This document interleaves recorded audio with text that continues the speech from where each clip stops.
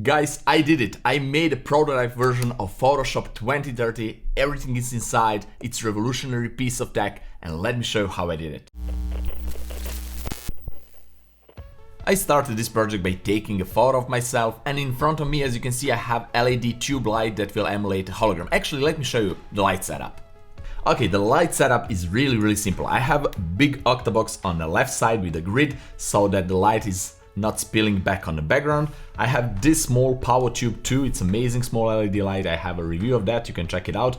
This will represent the hologram, and I colored it in a blue so you can see the blue tint on myself. So this is just as a hologram in front of myself. Also, I have some practical lights. So on the back side, blue colored LED lights. On the right side, my right side, orange color LED lights, complementary light color, amazing. And one just a regular lamp here from IKEA that will give me really nice orange warm tint on this part of the face.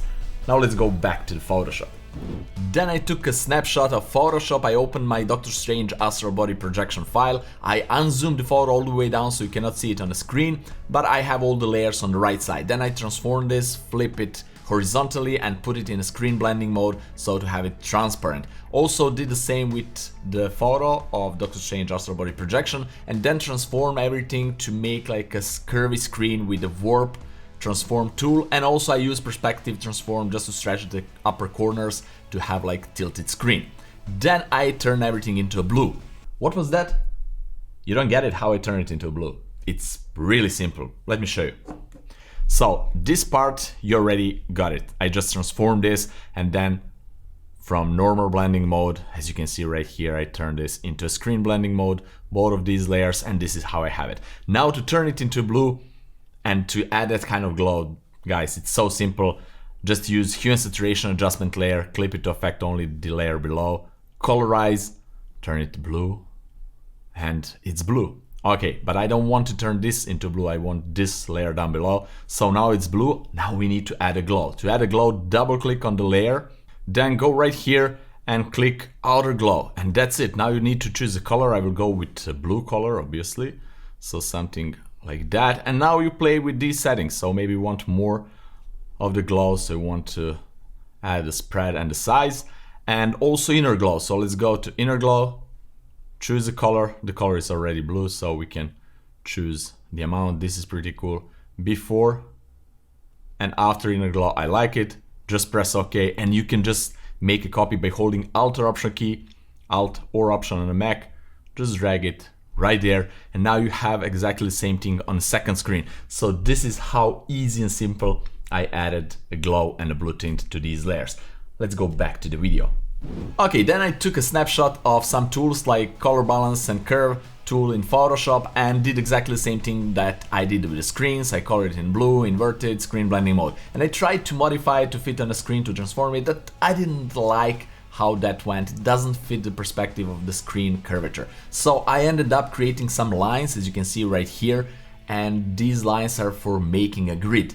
Then I used that grid that I created, horizontal and vertical lines, you can see the grid, to basically transform that grid in the same way that I transformed the main screen. And now I can align my tools to match the lines on the grid, and they will be in the right perspective in the screen.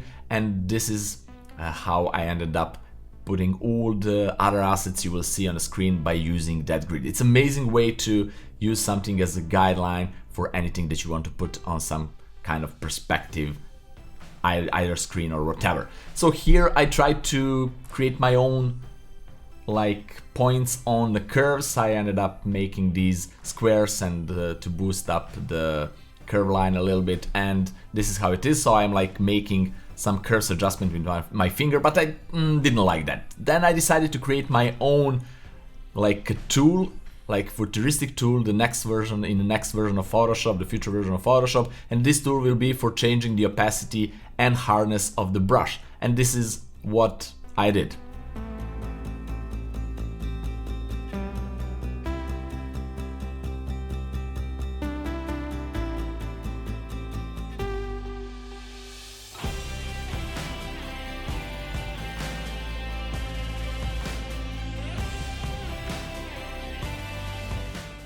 Now that I made everything, I turn everything into smart objects, so I have basically everything in one layer, but I can always go inside that layer and make some changes. I did the same here using a grid to make some perspective transformation, and also I'm now here inside the smart object making some changes, which is really cool. The point here is to add some kind of a depth to that tool, to that circle. You will see later I will add a text too.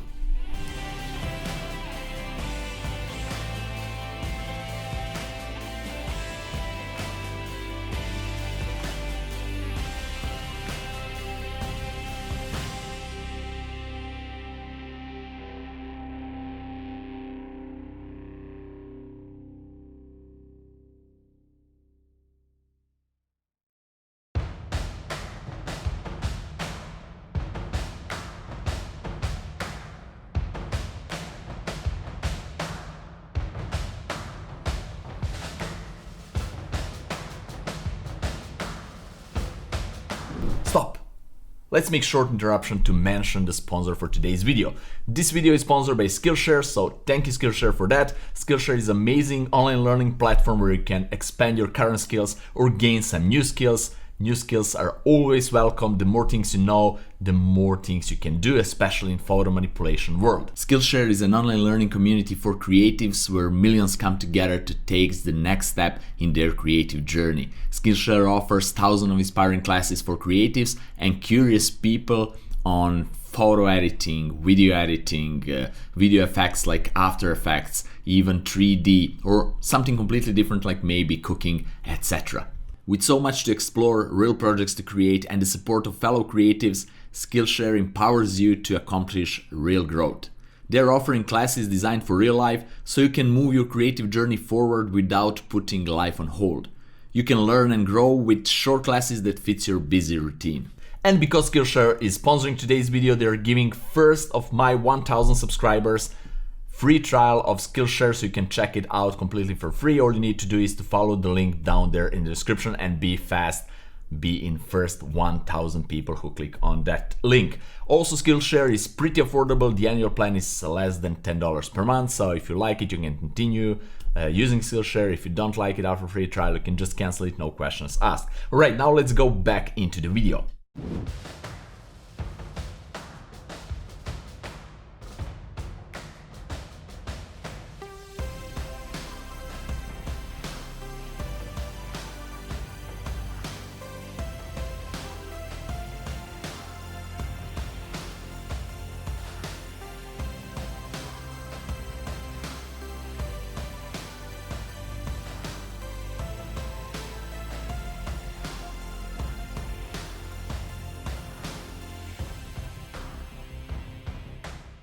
After a lot of tweakings and moving some objects here and there, I finally finished with that tool.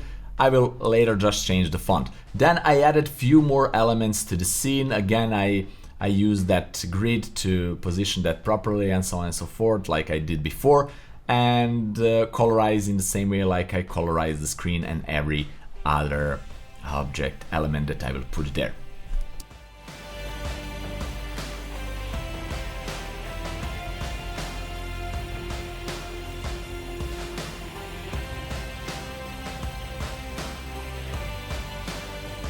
After I finished adding those elements in Photoshop, I decided to create the hologram device that will be the device actually that will emit Photoshop, and also I will put it instead of that tube light that you saw in front of myself. So I use Cinema 4D and I just use a cube and modify it, transform it, and created that kind of hologram device. So I will let you watch this.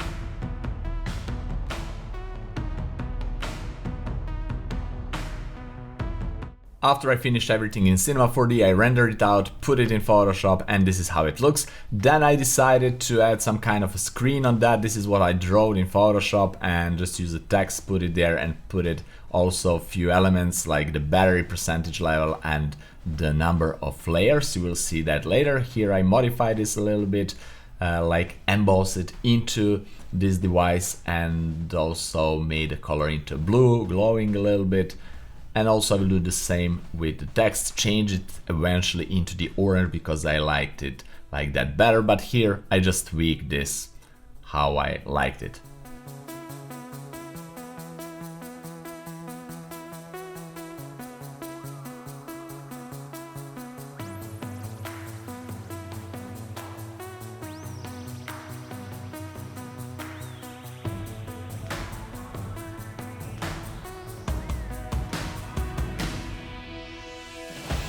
After I changed the color into an orange and group everything, I just made a copy of that same screen, invert it and place it down on the table as a reflection. Also I ended up blurring this a little bit and lower the opacity a bit. Then I used the pen tool to create a beam from that hologram device because we need to have impression that actually the screen that we are seeing is emitting from the Photoshop hologram device itself. Then I painted some blue color on the table from the screen itself and also a little bit of the orange. And then I started adding some items on the screen. I added the color balance dialog box here and used the grid again to position it properly. Then I added futuristic histogram that you will see in a moment. And also I made a text histogram to be a little bit more obvious. Everything I inverted and put it in screen blending mode that colorized like I did with the screen, so everything is exactly the same process. And also I tweaked this a little bit, adding a little bit more tint to this hologram dialog box. Then I changed the font to every single font that I added on the screen. I changed to the same font that I put it on the hologram device itself. I like that a little bit better. Then I added a few more elements on the screen. I added curves adjustment layer, as you can see right here. I tried to position it on the right side. I didn't like how it's sitting there, so I changed it to a little bit more middle bottom part. I used the grid to position it properly. Then I created just a circle for the cursor. I tried to fill it with bluish tint, but I didn't like it, so I removed that. Then I just played with some lights. I added even more brightness to the bottom part of the hologram beam, just to have better impression that actually there is a light emitter inside, so that needs to be a little bit brighter, more lights on the table. And also I painted the light on the top of the pen, just to make like a glowing tip of the pen, and also some light on that ring. You will see I will create that orangey color, like the pen is glowing orangey. I like that, the balance between the blue and the orange because they are complementary. Of course, some light spill on the fingers, and after I finished everything, I just merged everything into one final layer and went to Adobe Camera to do a final color grading. And after tweaking I did here, this is the final result.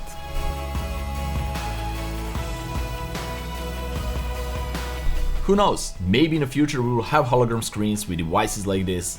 We need to wait and see what the future will bring to us. The technology is advancing really fast, so nothing is impossible. We will see. That's it for today. If you have any kind of questions regarding to this episode, please leave me down there in the comment section below. I will be glad to answer it. Also guys, if you want to learn more about photo manipulations, I have a full course on photo manipulation essentials. Check it out. It's on the link down below. Have fun, experiment, and see you in my next fun episode. Bye bye.